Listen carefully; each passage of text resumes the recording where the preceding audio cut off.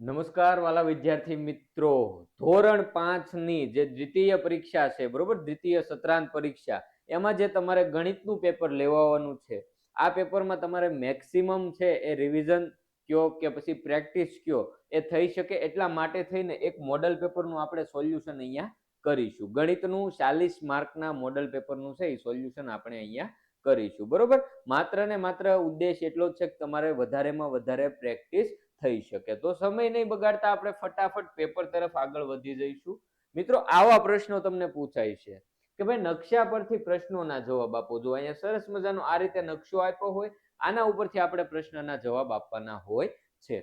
નકશો કંઈક આ રીતે આપેલો છે, જુઓ, બરોબર. હવે એમાંથી પ્રશ્ન કેવા પૂછાય એની આપણે વાત કરીએ. તો જો પહેલો પ્રશ્ન છે, ગ્રામ પંચાયત મંદિરથી કઈ દિશામાં આવેલું છે?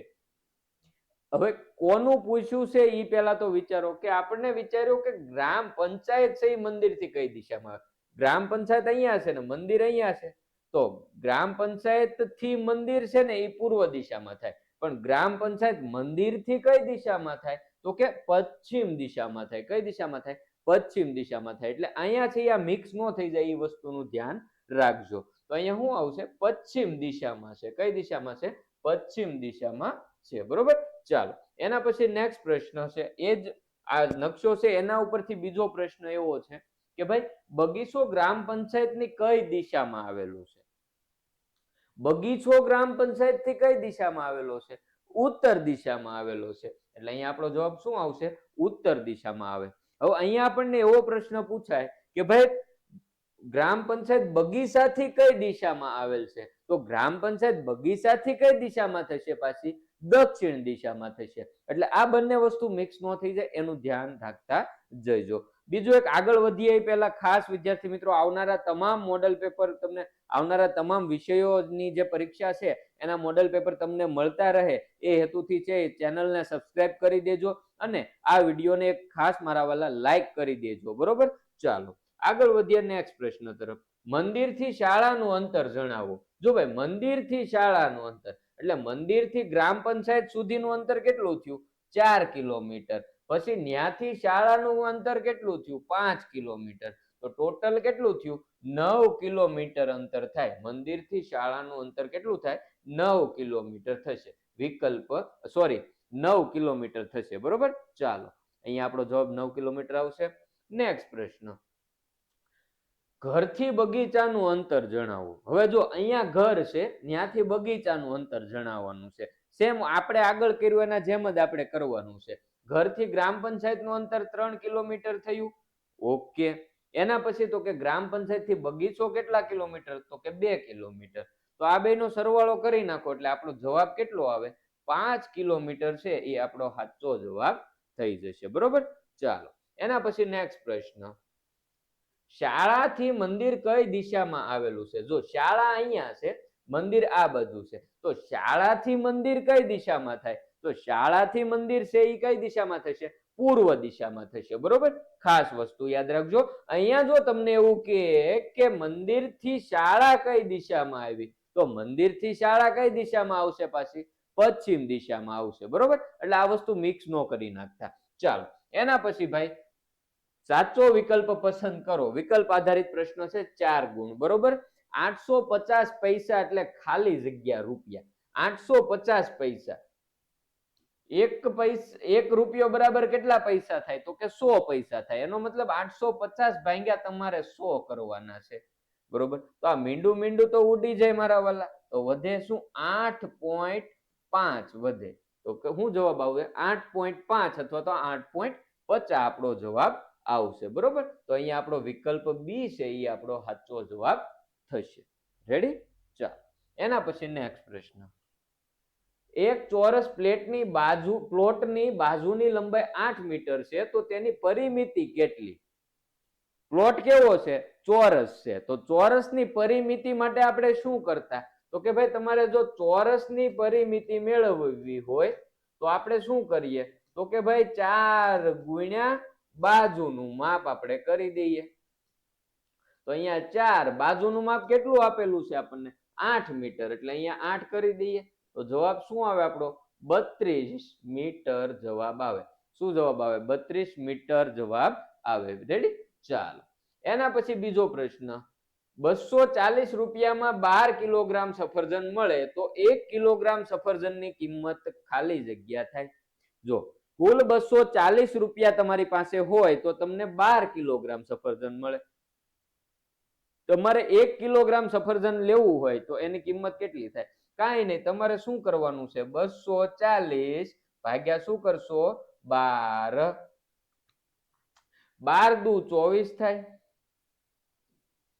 અહીંયા 0 0 અને આ 0 અહીંયા નીચે આવે તો આપણે ઉપર એક 0 મૂકી દઈશું. તો કેટલા રૂપિયા થાય? 1 કિલોગ્રામ સફરજનની કિંમત કેટલી થાય? 20 રૂપિયા થાય. કેટલી થાય? 20 રૂપિયા થશે. સમજાય છે? ચાલો, એના પછી નેક્સ્ટ પ્રશ્ન, જો 2 રૂપિયાના 15 સિક્કાનું વજન 150 ગ્રામ થાય તો 450 ગ્રામ વજનમાં કેટલા સિક્કા હોય? જો અહીંયા ખાલી આવું વિચારવાનું છે તમારે. 2 રૂપિયાનું છે એની યારે આપણે કોઈ મહત્વ નથી. આપણે મહત્વ છે 15 સિક્કાનું વજન છે ને 150 રૂપિયા છે. ભાઈબંધ સમજો, 15 સિક્કાનું વજન કેટલું છે? 150 રૂપિયા. આપણને કીધું 450 સોરી વજન 150 ગ્રામ, બરોબર? તો એક સિક્કાનું વજન કેટલું થઈ જશે? તો આપણને નો ખબર પડે તો આપણે 150 ભાગ્યા શું કરી દેવાના? 15 કરી દેવાના. એટલે જવાબ શું આવશે? તો કે 10 આવશે. બરોબર? 15 એકા 15 અને આ 0 છે એ ઉપર લખી દો. તો 10 ગ્રામ વજન થાય. એક સિક્કાનું વજન કેટલું થાય? 10 ગ્રામ થાય. તમને એવું પૂછ્યું છે અહીંયા કે ભાઈ 450 ગ્રામ વજનમાં કેટલા સિક્કા હોય? તો એક સિક્કાનું વજન 10 ગ્રામ છે તો 450 ગ્રામ ભાગ્યા 10 ગ્રામ કરી દો ભાઈ. બરોબર? તો શું આવશે જવાબ? તો કે 10 ચોક 40, અહીંયા આવ્યો 5, અહીંયા 0, 10 પંચા ને 50. ચાલો, સમજાય છે? તો અહીંયા કેટલા સિક્કા થાય? તો કે એમાં 45 સિક્કા થાય. કેટલા સિક્કા થાય? 45 સિક્કા થશે. બરોબર? ચાલો, એના પછી ખાલી જગ્યા પૂરો. આવો પ્રશ્ન પૂછાય. 5 ગુણનું છે. બરોબર? કે ભાઈ ખાલી જગ્યા પૂરો. 9 સેમી બરાબર ખાલી જગ્યા મીટર. 9 સેમી બરાબર કેટલા મીટર થશે? 0.09 મીટર થશે. કેટલું? 0.09 મીટર. આપણે ભાગ્યા 100 કરવા પડશે. બરોબર? કારણ કે આપણને ખ્યાલ હોવો જોઈએ 1 મીટર બરાબર કેટલા સેમી થાય. બરોબર? ચાલો, એના પછી બીજો પ્રશ્ન, ખેતરના ક્ષેત્રફળનું માપન કરવા માટે આપણે તેની ખાલી જગ્યા અને પહોળાઈનો ગુણાકાર કરવો પડે. આપણે ભાઈ ક્ષેત્રફળ, ખેતરનું ક્ષેત્રફળ, લંબચોરસ ખેતર છે એવું વિચારો, તો એનું ક્ષેત્રફળ શોધવા માટે આપણે શું કરીએ? તો કે લંબાઈ અને એને ગુણ્યા પહોળાઈ કરીએ. તો અહીંયા આપણો જવાબ આવી ગયો. ખાલી જગ્યા અને પહોળાઈનો ગુણાકાર કરીએ તો કોનો ગુણાકાર? લંબાઈ અને પહોળાઈનો ગુણાકાર કરીએ તો અહીંયા આપણો ખાલી જગ્યામાં જવાબ શું આવશે? લંબાઈ છે એ આપણો સાચો જવાબ થશે. બરોબર? ચાલો, એના પછી નેક્સ્ટ, મગનભાઈ પાસે 100 રૂપિયા છે. મગનભાઈ પાસે 100 રૂપિયા છે. તેમણે 20 રૂપિયાની એક એવી 3 પેન ખરીદી. તો હવે તેમની પાસે કેટલા રૂપિયા બાકી રહેશે? 40, 60 કે 80? આ એક જાતની ખાલી જગ્યા છે. તમારે ડાયરેક્ટ અહીંયા જવાબ આપવાનો. તો કે ભાઈ મગનભાઈ પાસે 100 રૂપિયા છે. એમણે 20 રૂપિયાની એવી કેટલી પેન ખરીદી? 3 પેન ખરીદી. એટલે 20 ગુણ્યા 3 કરો તો કેટલા થાય? 60 રૂપિયા થાય. એટલે એમણે 60 રૂપિયા પેન ખરીદવા પાછળ વાપરી નાખ્યા છે. હવે એમની પાસે કેટલા વધ્યા એવું આપણને પૂછ્યું. તો એમની પાસે પહેલા કેટલા હતા? 100 રૂપિયા હતા. એમણે વાપર્યા કેટલા? તો કે 60 રૂપિયા વાપર્યા. એટલે 60 મૂકી દો. હાલો, અહીંથી નો આવે, અહીંયા આપણે 10 લઈશું. અહીંયા બરોબર? તો અહીંયા 9, અહીંયા 10. ચાલો, તો અહીંયા કેટલો જવાબ આવશે? 100 માંથી 60 બાદ કરો તો 40 આવશે જવાબ. બરોબર? ચાલો, કેટલો જવાબ આવશે? 40. તો વિકલ્પ સોરી 40 આપણો સીધો જવાબ થઈ જશે. બરોબર? વિકલ્પ નથી, અહીંયા આપણો 40 જવાબ આવશે. ઓકે, સમજાય છે? ચાલો, તો ચેનલ સબસ્ક્રાઇબ કરવાની બાકી હોય તો કરી દેજો મારા વાલા. હજી તમે છે એ આના પછીના જે તમારા પેપરો આવે છે એ તમામ વિષયના મોડલ પેપર આ ચેનલ પરથી તમને મળી રહેશે. ચાલો, એક બગીચામાં કેટલાક બાળકો રમી રહ્યા હતા. જો તેમના હાથની કુલ સંખ્યા 40 હોય તો બગીચામાં કેટલા બાળકો હશે? બગીચામાં કેટલા બાળકો હશે એ ગોતવાનું છે આપણે. અહીંયા આપણને કીધું એમના હાથની કુલ સંખ્યા 40 હતી. હવે આપણને ખબર પડે કે ભાઈ એક બાળકના કેટલા હાથ હોય? 2 હાથ હોય. તો આપણે 40 ભાગ્યા 2 કરી દઈએ તો આપણને બાળકોની સંખ્યા મળી જાય. તો 2 દુ 4, અહીંયા 0, અહીંયા 0 મૂકી દો ઉપર. તો જવાબ શું આવે? 20 બાળકો આવે. શું જવાબ આવે? 20 બાળકો આવે. સમજાય છે? ચાલો, એના પછી એક રિક્ષામાં 3 પૈડા હોય છે. જો 9 રિક્ષા લાઈનમાં ઊભી હોય તો કુલ કેટલા પૈડા થાય? ભાઈ, એક રિક્ષામાં કેટલા પૈડા હોય? 3 પૈડા હોય. રિક્ષા કેટલી ઊભી છે? 9 રિક્ષા ઊભી છે. તો 9 રિક્ષા, 9 ગુણ્યા 3, 9 તેરી 27 થાય. એનો મતલબ કે ભાઈ ટોટલ પૈડાની સંખ્યા કેટલી થઈ? 27 થઈ. કેટલી થઈ? 27 થઈ. બરોબર? ચાલો, એના પછી આગળનો પ્રશ્ન જોઈશું. સાચો વિકલ્પ પસંદ કરો. 3 ગુણમાં છે. અહીંયા તમને પ્રશ્ન આપેલો છે, રમેશભાઈ અમેરિકાથી એક રમકડું લાવે છે જેની કિંમત $5 છે. જો $1 બરાબર 82 રૂપિયા હોય તો ભારતીય ચલણ મુજબ એની કિંમત કેટલી થાય? અહીંયા આપણે સરસ મજાનો ગુણાકાર કરવો પડશે. કારણ કે જો રમેશભાઈ અમેરિકાથી જે રમકડું લાવ્યા એની કિંમત એમણે કેટલી ચૂકવી? તો કે $5. કેટલી? $5. બરોબર. આપણે ભારતીય રકમ ગોતવાની છે. તો $1 બરાબર ભારતીય રૂપિયા કેટલા થશે? તો કે 82 રૂપિયા થશે. તો $5 માટે કેટલા? તો આપણે શું કરવું પડે? તો કે આપણે 82 ગુણ્યા 5 કરવા પડશે. બરોબર. તો 5 દુ 10, વધી આવી 1, 8 પંચા 40 ને 1 41. એનો મતલબ કે ભારતીય રૂપિયા કેટલા થાય? 410 રૂપિયા થાય. કેટલા થાય? 410 રૂપિયા છે. એ આપણો સાચો જવાબ આવશે. સમજાય છે? ચાલો, એના પછી નેક્સ્ટ. એક કાપડના ટુકડાની લંબાઈ 3 મીટર 50 સેમી છે. તેને 5 મીટર પૂરો કરવા માટે બીજા કેટલા લંબાઈના કાપડની જરૂર પડશે? જો કાપડના ટુકડાની લંબાઈ છે કેટલી? 3 મીટર 50 સેમી. બરોબર. તમારે પૂરો કેટલો કરવાનો છે? તો કે 5 મીટર પૂરો કરવાનો છે. તો આ 3 મીટર 50 સેમીમાં હજી તમે 50 સેમી ઉમેરો એટલે 4 મીટર થઈ ગયો, અને બીજું 1 મીટર ઉમેરો એટલે 5 મીટર થઈ ગયો. તો 1 મીટર 50 સેમી એવો આપણો જવાબ આવે. વિકલ્પ બી. બરોબર. ચાલો, એના પછી સોનલ પાસે 2 મીટર લાંબી રિબન છે. એમાંથી તેને 40 સેમીના ટુકડા કરવા માંગે છે. તો તેને કુલ કેટલા સરખા ટુકડા મળશે? એની પાસે છે કેટલું ટોટલ રિબન?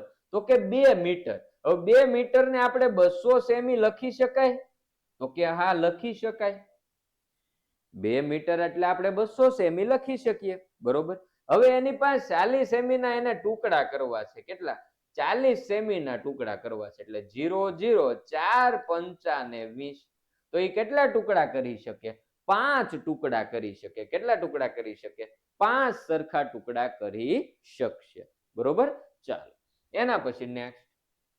દાખલો ગણો. કોઈ પણ 4 દાખલો તમારે ગણવાના હોય છે. 8 ગુણ આપે એક દાખલાના, આપણને 2 ગુણ એમાંથી મળે. પહેલો પ્રશ્ન એમાં આપણે જોઈએ. એક લંબચોરસ ખેતરની લંબાઈ 25 મીટર છે અને પહોળાઈ 10 મીટર છે. તો તે ખેતરની પરિમિતિ કેટલી થાય? હવે જુઓ, કયું ખેતર કીધું? લંબચોરસ ખેતર કીધું. તો લંબચોરસ ખેતરની પરિમિતિ માટે આપણે શું કરીશું? તો કે 2 ગુણ્યા કૌંસમાં લંબાઈ વત્તા પહોળાઈ કરીશું. બરોબર. 2 ગુણ્યા લંબાઈ આપણને આપી 25, પહોળાઈ આપણને આપી 10 મીટર. ચાલો, હવે 2 ગુણ્યા આ બેનો સરવાળો કરો. 25 વત્તા 10 તો કેટલા થાય? 25 માં તમે 10 ઉમેરો, આ 25, એમાં ઉમેરો 10, તો જવાબ શું આવે? 35 આવે. તો અહીંયા આપણે 35 મૂક્યા. હવે તો કે 35 નો તમારે 2 સાથે ગુણાકાર કરવાનો.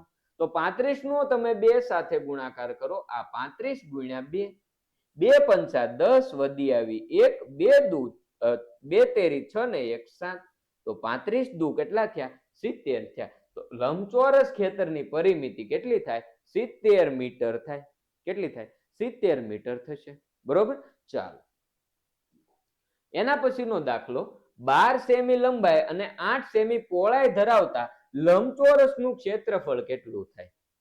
12 સેમી લંબાઈ છે, 8 સેમી પહોળાઈ છે અને લંબચોરસનું ક્ષેત્રફળ કીધું, તો લંબચોરસનું ક્ષેત્રફળ એટલે લંબાઈ ગુણ્યા પહોળાઈ. લંબાઈ આપણને આપી છે 12, પહોળાઈ આપણને આપેલી છે 8, તો 12 ગુણ્યા 8, 12 અઠ્ઠા કેટલા થશે? 96. પણ એકમ શું આવશે? ચોરસ સેમી આવશે. એ ખાસ વસ્તુનું ધ્યાન રાખવું એકમ લખવામાં, બરોબર. ક્ષેત્રફળ આપેલું છે એટલે ચોરસ સેમી ક્ષેત્રફળ આવશે. અહીંયા માપ આપણને મીટરમાં આપ્યા હોત તો ચોરસ મીટર આપણે લખવું પડે, એટલે એકમમાં એક ખાસ વસ્તુનું ધ્યાન રાખજો. ચાલો, એના પછી નેક્સ્ટ, એક ચોરસ શું આપેલું છે? ચાલો, એક ચોરસ પ્લોટની લંબાઈ 15 મીટર છે, બરોબર. ચાલો, એમાં તો કે તે પ્લોટની પરિમિતિ શોધો. આપણને ચોરસની પરિમિતિ શોધતા આવડે, 4 ગુણ્યા લંબાઈ, બરોબર. અહીંયા આપણને આપેલી છે લંબાઈ 15 મીટર, તો ચોરસની પરિમિતિ બરાબર 4 ગુણ્યા લંબાઈ, એટલે કે 4 ગુણ્યા 15, તો 15 ગુણ્યા 4 1500 કેટલા થાય? 60 થાય. તો 60 મીટર પરિમિતિ થાય ચોરસ પ્લોટની. કેટલી પરિમિતિ થાય? 60 મીટર. ચાલો, આગળનો દાખલો જોઈએ. અનિલ એક ચોરસ બગીચાની ફરતે દોડે છે, જેની એક બાજુની લંબાઈ 50 મીટર છે, તો તે બગીચાના 2 રાઉન્ડ પૂરા કરે તો તે કુલ કેટલું દોડ્યો હશે? જો અહીંયા પણ તમારે પરિમિતિ પહેલા ગોતવી પડે, કારણ કે બગીચાનું ફરતેનું માપ આપણને કીધું, તો ફરતેનું માપ એટલે તો પરિમિતિ જ કહેવાય. તો પહેલા આપણે ચોરસ કેવું છે બગીચો છે? ચોરસ બગીચો છે, એટલે ચોરસની આપણે પરિમિતિ ગોતી લઈએ. તો ચોરસની પરિમિતિ એટલે કે ચોરસ બગીચાની પરિમિતિ એટલે કે 4 ગુણ્યા લંબાઈ. લંબાઈ કેટલી છે? તો કે 4 ગુણ્યા 50, બરોબર. 50 મીટર લંબાઈ છે, એટલે ટોટલ પરિમિતિ બગીચાની કેટલી થઈ? 200 મીટર પરિમિતિ થઈ. પણ અહીંયા ઉતાવળ નથી કરવાની. અહીંયા આપણને શું કીધું કે ભાઈ 2 રાઉન્ડ પૂરા કરે, તો આપણે એક રાઉન્ડ માટેની વાત થઈ 200 મીટર. એક રાઉન્ડ જો મારે આપણને પરિમિતિ શું મળી? 200 મીટર મળી. એનો મતલબ એક રાઉન્ડ મારે તો 200 મીટર દોડ્યો હોય. આપણે તો 2 રાઉન્ડ માટે ગોતવાની છે, તો કુલ અંતર બરાબર 200 મીટર ગુણ્યા 2, એટલે 400 મીટર દોડ્યો હોય. અનિલ કેટલું દોડ્યો હોય?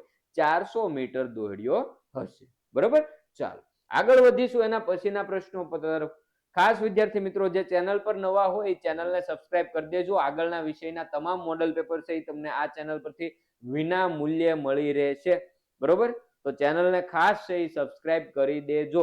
આ વિડીયોને લાઈક કરી દેજો મારા વાલા. ચાલો, તો જુઓ વાલા, નીચેના કોષ્ટક આધારે પ્રશ્નોના જવાબ તમારે આપવાના છે.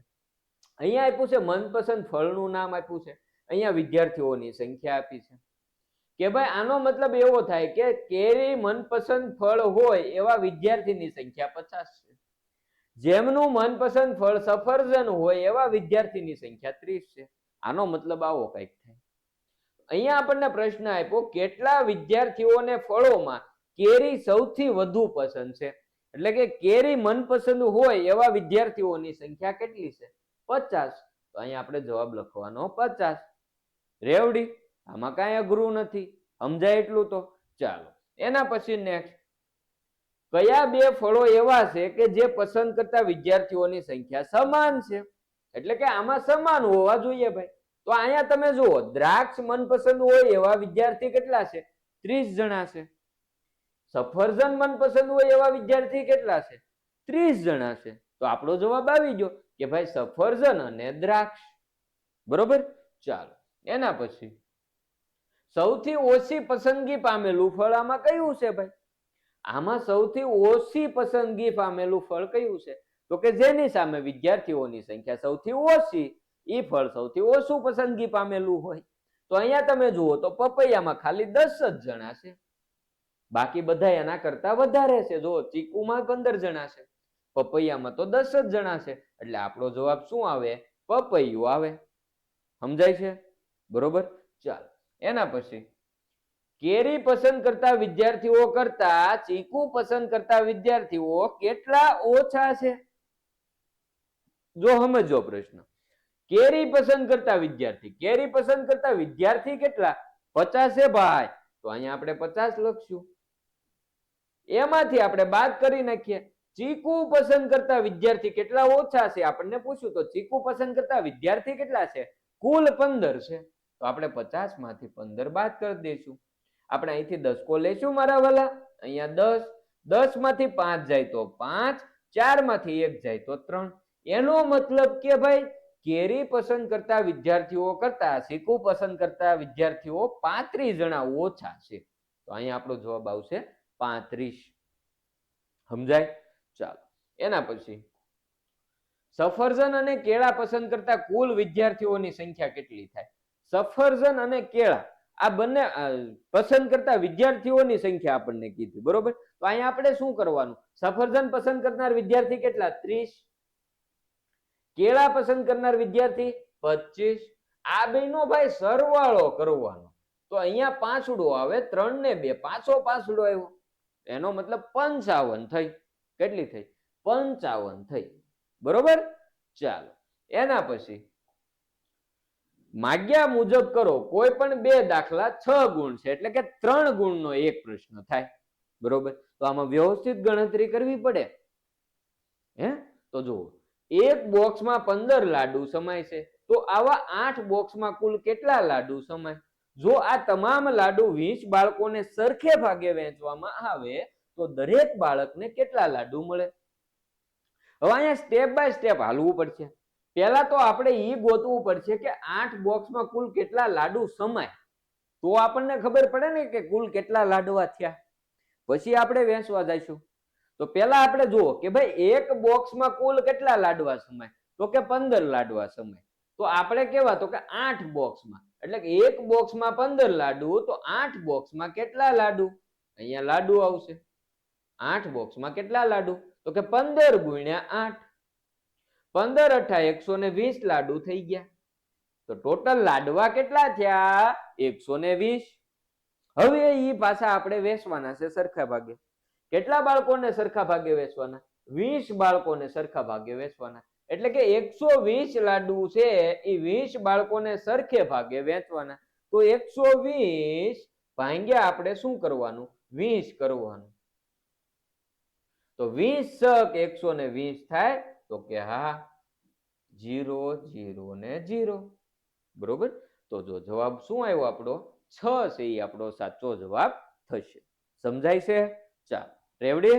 આગળ વધશું. નેક્સ્ટ, એક પુસ્તકાલયમાં 540 પુસ્તકો ગોઠવવાના છે. જો એક ખાનામાં 9 પુસ્તકો સમાતા હોય તો આવા તમામ પુસ્તકો ગોઠવવા માટે કુલ કેટલા ખાનાની જરૂર પડે? કુલ પુસ્તકો કેટલા છે ભાઈ? તો કે કુલ પુસ્તકો છે 540. એક ખાનામાં 9 પુસ્તક સમાય તો જરૂરી ખાનાની સંખ્યા કેટલી? આમાં શું કરવાનું? ભાગાકાર કરવાનો છે કે ભાઈ એક ખાનામાં 9 પુસ્તક સમાય, આપણે 540 પુસ્તક સમાવવાના છે. 540 ભાગ્યા આપણે કરવા પડે ભાઈ 9. તો 9 છક 56 થાય. અહીંયા 0 0 અને આ 0 અહીંયા મૂકી દઈએ, ઉપર મૂકી દઈએ તો 60. તો કુલ 540 પુસ્તકોને ગોઠવવા 40 ખાનાની જરૂર પડશે. સમજાય છે? ચાલો, એના પછી નેક્સ્ટ, 1 લીટર દૂધમાંથી છે ને ભાઈ 25 કપ ચા બને, તો 12 લીટર દૂધમાંથી કેટલા કપ ચા બનશે? જો એક ટ્રેમાં 10 કપ ચા સમાતી હોય તો આ તમામ ચા પીરસવા માટે કેટલી ટ્રેની જરૂર પડશે? 2 સ્ટેપમાં હાલવું પડશે.